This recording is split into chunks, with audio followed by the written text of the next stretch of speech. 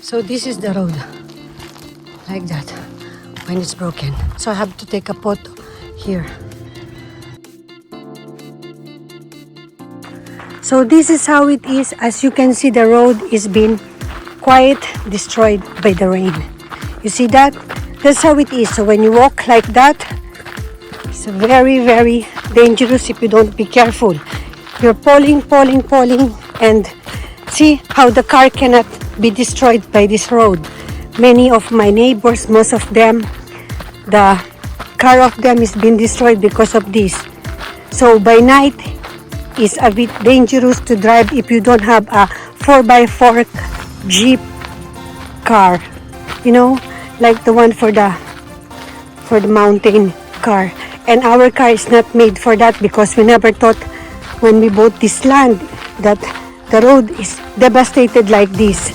So when you go by car without knowing, if you just new to the area, you will not know how dangerous it is. If you have a normal car, it's quite not easy to drive here, and especially when the road is wet, it's slippery, and the car cannot handle when it's not 4x4.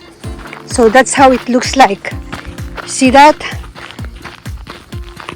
Yes, the first time we went here, we never thought that it will become like this. We check it many times to come here, but unfortunately, the road is like this when it rains. It was not raining like this due to the climate change. Everything is not predicted. The weather you don't know when it will rain, because you cannot follow anymore the weather. So when it's raining and you drive your car, for example, you go somewhere and you come back like this, you will destroy your car if you have just a normal car. You see that? That's how it is. And most of them, when they don't know how to drive in this place, they got devastated, as you can imagine. Look at that. See how is it? So imagine if you have a normal car that cannot handle the way the road is made. It's like this. So I'm going to show to you. Today is sunny. You see that? And by the way, my name is Naomi, as I'm always mentioning. Welcome to my channel, and I hope you will enjoy and you will not be disappointed with this. All this purpose is just to make you to smile, that no matter circumstances you are, whoever you are, wherever you are, always smile. Everything can be fixed. Everything is going to be fine. Nothing is important aside the health. You know, if the health is, you ruin your health, then that's the one that's more scared. This road is a joke compared to the health of us. So I'm just showing to you, to give you an example. Where am I living? You can see that? Okay, this is this two turning that I showed to you is like this. Look. It's really, really devastating road. Like that, see? So you will see, it's like that. How deep is it? Yeah, look at it. Yeah. It's like that. Très deep. It's very, very deep. If your car goes down to this, I don't know, see? You will slide if you don't be careful. Azzy. See? That's how it goes. And like that. Look at that. Look at that. You will go down here in this hole. You see that hole? Even me, maybe I will fall there if I don't look carefully. So you will go down like that. And that's how it is. Voila, you see that? So it's really, really scary. So the car cannot handle this. Our car means you need to have a good car. And for the moment, we cannot afford to have a 4x4 car. So we just hand. So this is how it is. As you can see, the road is being quite destroyed by the rain. You see that? That's how it is. So when you walk like that, it's very, very dangerous if you don't be careful. You're falling, and see how the car cannot be destroyed by this road. Many of my neighbors, most of them, the car of them is being destroyed because of this. So by night is a bit dangerous to drive if you don't have a 4x4 jeep car, you know, like the one for the mountain car. And our car is not made for that, because we never thought when we bought this land that the road is devastated like this.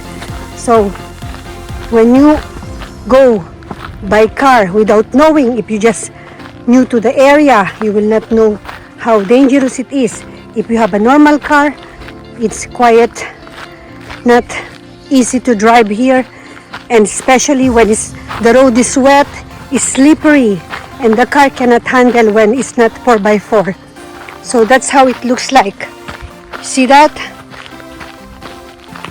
Yes, the first time we went here, we never thought that it will become like this. We check it many times to come here, but unfortunately, the road is like this when it rains. It was not raining like this due to the climate change. Everything is not predicted. The weather you don't know when it will rain, because you cannot follow anymore the weather. So when it's raining and you drive your car, for example, you go somewhere and you come back like this, you will destroy your car if you have just a normal car. You see that? That's how it is. And most of them, when they don't know how to drive in this place, they got devastated, as you can imagine. Look at that. See, how is it? So imagine if you have a normal car that cannot handle the way the road is made. It's like this. So I'm going to show to you. Today is sunny. You see that? And by the way, my name is Naomi, as I'm always mentioning. Welcome to my channel, and I hope you will enjoy and you will not be disappointed with this. All this purpose is just to make you to smile, that no matter circumstances you are, whoever you are, wherever you are, always smile. Everything can be fixed. Everything is going to be fine. Nothing is important aside the health. You know, if the health is, you ruin your health, then that's the one that's more scared. This road is a joke compared to the health of us. So I'm just showing to you to give you an example. Where am I living? You can see that? Okay, this is this two turning that I showed to you is like this. Look. It's really, really devastating road. Like that, see? So you will see it's like that. How deep is it? Yeah, look at it. Yeah. It's like that. Très deep. It's very, very deep. If your car goes down to this, I don't know, see? You will slide if you don't be careful. See? That's how it goes. And like that. Look at that. Look at that. You will go down here in this hole. You see that hole? Even me, maybe I will fall there if I don't look carefully. So you will go down like that. And that's how it is. Voila, you see that? So it's really, really scary. So the car cannot handle this. Our car means you need to have a good car. And for the moment, we cannot afford to have a 4x4 car. So we just handle like this. Shh. So that's how it is, as you can see. You can see the road. That's how it goes when it's raining. Well, this place is great when it's not raining. As you know, what is the natural part. When you are in the nature, that's how it goes. You need to have a great car because we don't have a real road. And this is the road going to our mountain house. That's how it will be. So you need to be very careful to walk, and we're careful to walk, and we will just today we're going to pick up my online purchase. So we have to go there by walking and to buy a bit of our groceries. So I hope you will enjoy this video. Not that much, but you will see and you will figure it out if you can live in this kind of place. But since the land is not quite expensive, it's just less than 8,000 euros or $8,000, you know. So what would I could complain? There's nothing to complain. You see, it's not expensive land, so better than sleeping in the tent when you don't have a place to stay, like people that lose their houses. So I'm grateful to have a house here, even though it's not a house, it's just a land and we're living like a camping. I'm really, really grateful, I will not lie to you. So that's how it goes. The road is like this, and it's really, really devastating when it's raining. So that's our humble area. It's always humble, but whatever you say, I like it a lot, you know. See how it is. So let's go back. See, this one is huge. The road is devastated, and they started to fix here in the bottom because there's someone who lives here in the bottom. Our place, you need to beg to the city hall to be fixed. Without sending the email, they will take them for them to fix it, because they don't know, they don't climb here to see what's going on. So every time we need to send an email to tell them that, you see, our road is broken and we cannot pass our car. If you will not send an email to show to them the photos, with emails, with a message, they will not going to fix our place. So it's like this. As you can see the landslide. I told you there's a landslide. The land is falling down like this when it's raining, and if it's night, it's quite dangerous because it's falling. See, it's digging a lot there. See that? It's really, really deep. The damage of this road. Too bad, huh? They should have a road here. But I don't know. In Japan, we don't have this kind of things. Rare that we have this kind of road, you know. I don't know why it's in Europe still like this. They cannot even fix this. There's 6 houses in my area, but why they did not fix it long time ago when still the equipment and the materials are cheap. And that's the one who's fixing the road, the guy. See, the guy that is fixing the road is just there. He's trying to flatten the place. So I have to be very careful because he's there. I have to be very careful not to be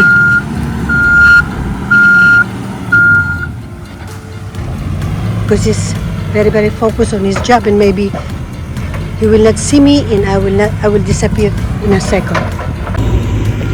So I show you how it looks like my area, the road of my area when there is a big rain like that. As I mentioned to you, the guy will start to fix from the bottom of the land. We're now in the flat land. We'll start to fix the bottom of the place, and then we'll go upstairs if we're lucky, but most of the time we need to ask them to fix it. So we have to tell them that the road is broken, can you please fix it, and then they will do it. But sometimes without asking them, sending a message, they will not fix our road, and that's the only thing that is a neck here, you know. Without telling them, sometimes I'm so a bit disappointed, so I say something like, why I need to always send an email, a message to fix our road.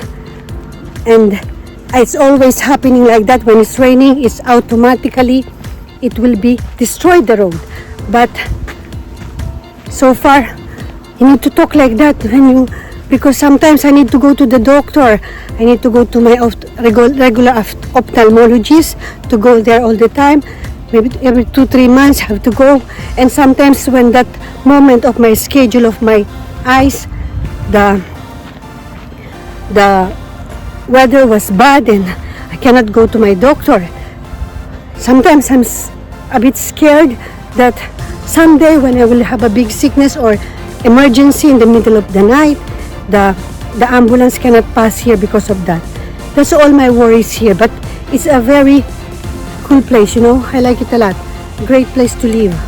because everything is inexpensive, including the house tax, and the water is free, the land is not expensive, so I like it a lot. But this time you cannot anymore buy this kind of amount, this kind of price that we bought this land, because it becomes expensive now. So see, they are cleaning the road, and you can hear a bit of sound.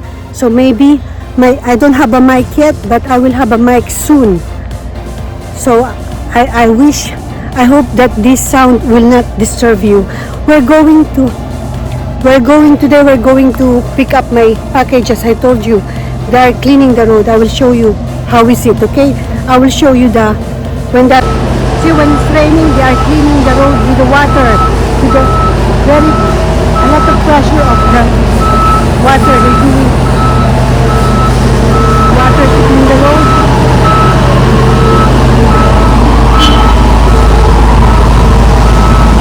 So let's continue our chat. It's really sad when it's like this, but what I can say, the nature is like that. We cannot fight against the nature, so we just have to be careful when we walk, because it's really today it's sunny, and I like the birds are happy, the trees are happy, the plants are happy, they're all happy, and me too, I'm happy. And how about you? Are you happy? So always I can show you how it is when it's raining. The guy who's fixing the road is just there. I don't know if they will fix the road on our area, because the turning is quite, scary to turn there. But when you don't call or you don't send an email to the city hall, they don't fix it. So I have to shoot it today, the damage of the road, to show to the authority, to the city hall, how damaged is our land. We cannot buy our food when it's raining like this. So we have to go by walking. We bring a bag to buy our groceries, our necessities. We can just bring a bit. But of course, since we love to walk, we're happy to walk, in this nature. I like it a lot. Even though sometimes when it's raining, last time the rain was really like a catastrophic disaster. If you watch the day after tomorrow, it's like that, because it's with ice, There's an ice, a thunder that's very loud, and it's scary. Trust me, it will be scared, and I was so scared. And I don't know if I already showed to you before I published this video, but it's really not funny to be on this kind of circumstances. So anyway, I like a lot the forest, but this is how it is when it's disaster. So you will see how it looks, the nature when she gets angry, the mother nature. We have to respect them, That's why I'm trying to be ecologic as much as I can. I know that with me nothing will change, but at least I do something, not to use that much soap and water and stuff like that, See you in a bit, okay? Now it's a climbing mode, so you need to have a bastion to keep going. You see, you climb. I don't know if I will post this video, but I'm telling you, it's quite a steep here to climb. It's around 12:30 or before 1 p.m. in the afternoon. We're on the way home, and this is how it looks like when it's hot on summer. We're soaking wet, and you have to put this kind of clothes to protect from the sun, because the UV is very dangerous. The UV will kill your skin, so always protect, like the way we do. We cover our arms and our face, because the sun will eat your skin, and you will have a lot of wrinkles, and the wrinkles cannot be fixed like that, especially the neck. So I put a lot of 40 to 50% of sunscreen, not to have a UV. So I'm using this bastion to climb in these hills, in this mountain. Montaña, they call it. So you see, you can hear the nature. They are also hot like us. See, like the human. And it's very hot for them. So I'm going to the shadow as much as I can. So it's like this.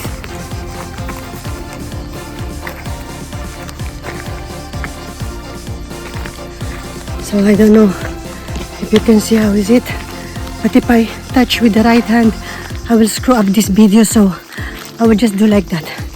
Look, smile, smile, smile, always be happy, smile, smile, smile. Now I'm going to take the video, the photo of this to send to the city hall, okay? So wait for me. You see the situation here, it's not a joke. Not a joke situation, you see that? Here in my foot, as you can imagine, look, that how deep is the devastating road that I wanted to show you how it is to live in the nature. A great nature, when she gets angry, she will fight back. So you have to take care of the nature, because the nature doesn't like to be annoyed. And when she's annoyed, I'm really, really annoyed, and she wants to punish human because of that. See?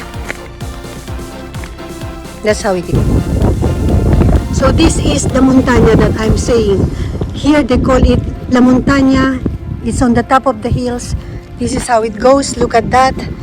The nature fight back when you are not taking care of them. So we cannot fight with the mother nature. But you can see a lot of trees, and the sky is blue as always. Two days ago there was a big rain that destroyed the road, but it's okay. The mother nature is like that. We are just borrowing the earth. So when you're borrowing the earth, you have to take care of him. Always try to be ecologic when it comes to soap and everything. So this is the nature that I love. My nature. Yay! Thank you, sun. Thank you the sky. Thank you out there. Thank you for being alive and being healthy. And I really appreciate. Look at this natural garden. It's all yours to use for people to enjoy. But always don't make the nature angry, because the nature is not happy. When she is not happy, she will fight back. Look at that. Look at these herbs. Look at that. What I love this place. You know, they're coming here with a car to climb in this enormous, very, very beautiful nature. That's how it looks like. What else you can expect for? You know, we have a land that is free because we already paid it, and you have a very, very cool atmosphere. There's no that much pollution because the nature is protecting us, giving us a very cool fresh air. And you see, even if it's sunny, there is a wind around.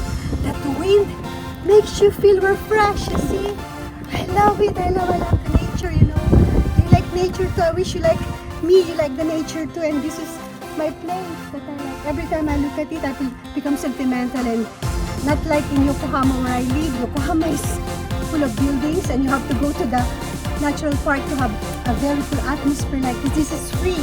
We can go whenever we want. We just get out from our house, and then we smell the nature. Of course, in our garden is really big. It's around 5,000 square meters, and it's very, very lot of places to walk. And we walk like that.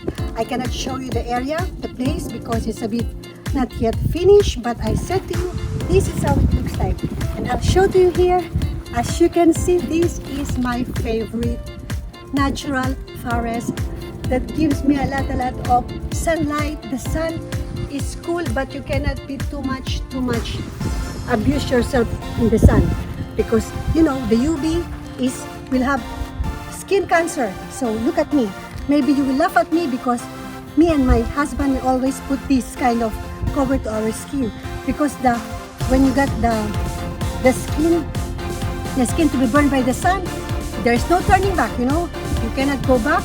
Your skin will be totally burned. And when it's burned, nothing. You cannot do a surgery on it. You can just cry. So I don't want to have that. Me and my husband, we always take care of our skin. We protect. Even if you laugh, we don't abuse the sun. We take a bit, maybe 10 minutes or 15 minutes, no more, no less. And after that, this is how it is. You can go a bit like that to say, thank you for the UV. Thank you so much, because it's melatonin that makes me to sleep by night. And melatonin is the best, you know, to sleep. But I cannot abuse, of course, and I do like that a bit times, and then I come back. As long as not that much, you know, you can have the sunlight in your body because it's very important to have the sun. But you cannot abuse because, you know, you very, very bad to the skin. So look at that, and you can see there the place where you can see there's a mountain, it's a montaña. You can see there's a lot of trees. Yes, the funny part of the story is we have a fiber optic for the internet. That's all what we need to have our connection of the internet. We have a fiber optic, even we are inside of the mountain. That's why we choose the place, because what we need for our job is fiber optic, the most fastest speed of the internet. That's all matters. Not only we have the nature, we are isolated. There's a fresh air from the nature, and we have a fiber optic that makes us to have to show you this video, because without that we cannot work, you know it. Without a fiber optic, I cannot show you how it looks like here. I cannot share with you this amazing place.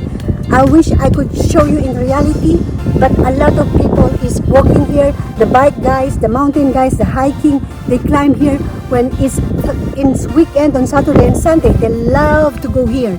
And us, we just get out a bit, and we are in the nature. There's a horse rider in the place that you can rent a horse, and there is a very, very beautiful panoramic view on the top. What else you could ask for? And the sea, I forgot to tell you. Last time I showed you the sea in the Lidl. When you go down in the flatland of these hills, there's a beautiful sea. The sea is what we call Maresme Sea. It's very nice, and a lot of people at this time, but we cannot go because it's too much sun. But when there's a little bit, the temperature goes down, I'll show you the amazing, amazing sea.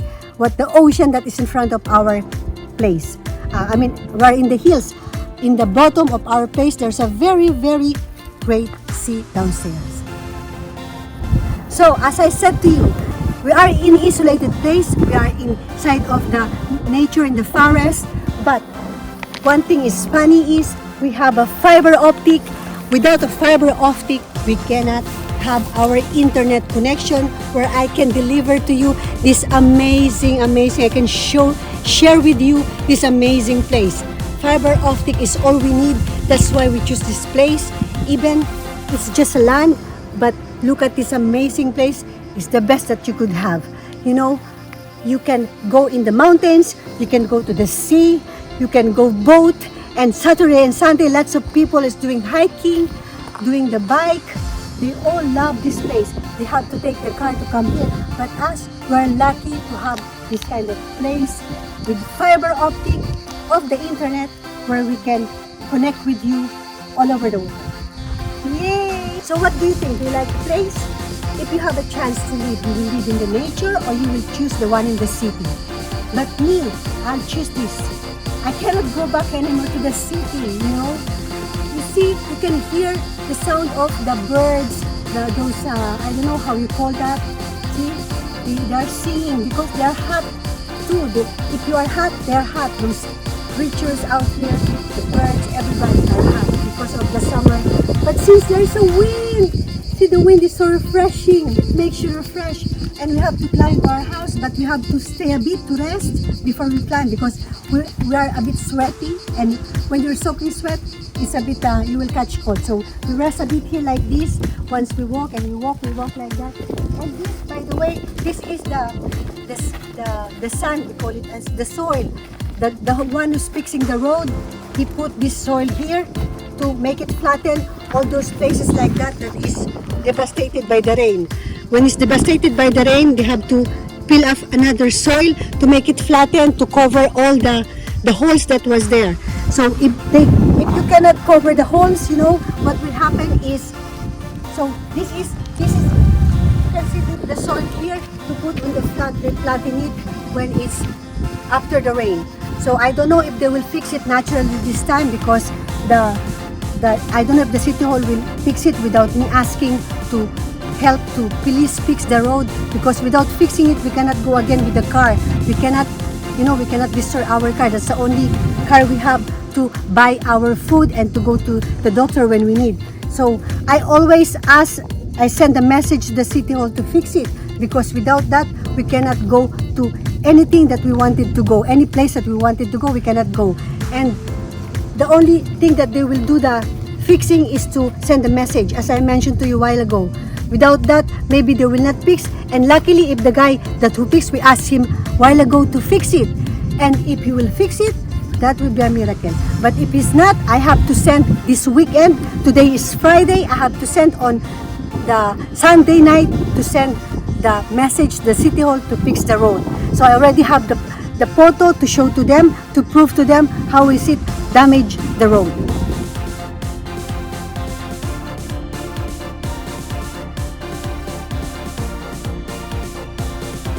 There was a bit of bee that will land to my arms, and I'm so scared that he will bite me. Sometimes they like to go to me, those small insect that is there here in the nature. They like it. They like to be with me, you know. I don't know why they like me. I should be happy with it. See, it's a mountain here. We're entering the climax of our place. This is how it is, and that's how it goes. See, you see that? The sea is just in the bottom of these hills, in this mountain. You can see that? That is the sea that I'm amazed to have here. And I walk with you in the bit. That's what which a while ago, the fiber optic. Regarding the fiber optic, I can show to you where is the sea, so you can enjoy the sea with me. When you cannot go there on the bottom of the sea, we just look at here and happy to see the sea. So I will be, it's a bit steep, so I will climb to show you where is it, and I'll go from here, not to break my leg. And that's the sea. Here you go. Yeah, that's the sea. You see that? What else you can ask for with this view? It's amazing view, look. Then I'll go a bit here, and that's how it goes. Wow, look at that panoramic view of the sea. You see that? Yeah. Today, since it rains a while ago, it's not hot, so I can show you this, because when it's hot I cannot do that. And this is the mountain. You are just in the middle of our house. So here, when we wanted to see the sea, we just look at it like that. We cannot see the view of the sea from our house. We just can see the view of the mountain. But look at this, I like it a lot. What else? See, that's a big mountain up there. We have to climb, and I'll show you more like this. So that's how it goes, far and near. What do you think? Do you like this place? Let me know in the comment below. If you like the place, please let me know. See, it's the mountain. We're in the mountain now, in the middle of the mountain that we were living. And this is that mountain. You see? And there's a bit of wind, so it's not that much difficult to climb. When there's no wind and you cannot breathe because you're lacking out of oxygen when there's no wind. But thanks to the Mother Nature, He gave me a bit of wind to enjoy. The beautiful sea that I'm talking about is just in the back of me. See, I love that sea.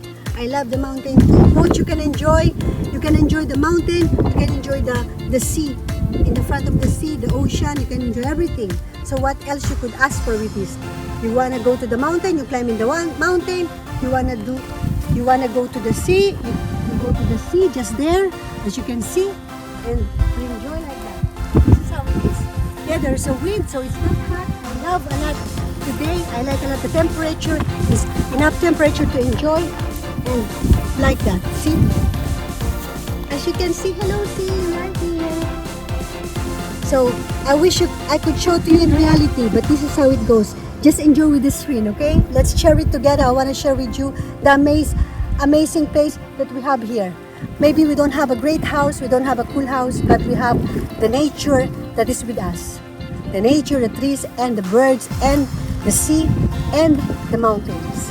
So thank you for being with me today, and I'm really appreciate that to be with me in this nature.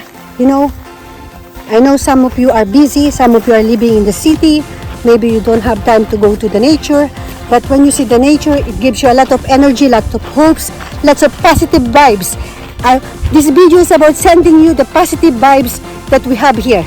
We always have the positive vibes. Everything is going to be fine. And always remember that. And always smile whatever circumstances you have. Because if you are sad or you are totally not happy, it will not be a happy life. You know, you always be happy whatever it is. Even the world is, everything is going upside down. That's how the life is. But we have to deal in any circumstances. We have to deal with it with a smile.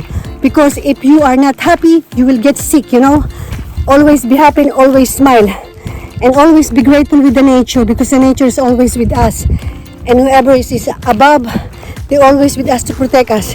It's a bit heavy, this bag that I bought a bit of food, because I said to you, we cannot buy food when it's raining. We have to go down to buy our food. So I'm like this. I'm sorry for the inconvenience. So I have to do like that and do this like that. Yeah, it's a bit steep, and see, the wind is there. What I like when there's a wind, it's easy to walk, easy to shoot. I don't feel the burden of climbing, because we're used to climb every day. You know, we do 3,000 steps to our garden, so we will get used to. We're used to climbing this mountain. Some people, they don't like to climb here. My cousin, they don't like to climb here because they said it's too much. So me, I like to climb. So for me, it's nothing for me. Even you make me 2-3 times to climb in this mountain, in these hills, I enjoyed it a lot. What I said to you, I told you that we have a fiber optic. So there's nothing to, you know, to complain. You have everything you got here. You like to walk in the hills, you can walk in the hills. You like to go to the sea. The back is just the sea. As you can imagine, the sea is there. And I love it because of that. And when the weather after the rain, the temperature drops down a bit. It's not difficult to climb in these hills. So we climb like that. It's a bit steep, but it doesn't make you tired, because, you know, when you climb like this, when it's hot, it's really very difficult. You lose your oxygen. So since today the weather is great, and after the rain is the best time to climb. So, and anyway, so the plane just passed by, you know, and I did not shoot it. I'm sad. I would love to share to you the airplane. It goes on the top of our head, and you know, that's how it is. So when there is a plane, it's always passing here before they land to the Catalonia airport, what we call, I forgot the name of the airport. Is Llobregat, I guess, Airport of Catalonia.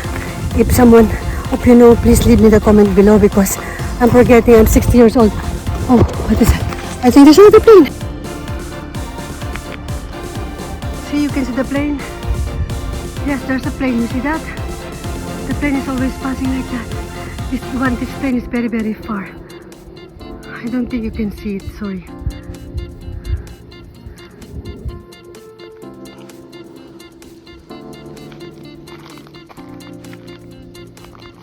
See how quiet it is? When it's like this in the afternoon, it's 1 p.m. in the afternoon. And the sun is like that at 1 p.m. You cannot walk. You have to go back to the house now. You have to go back.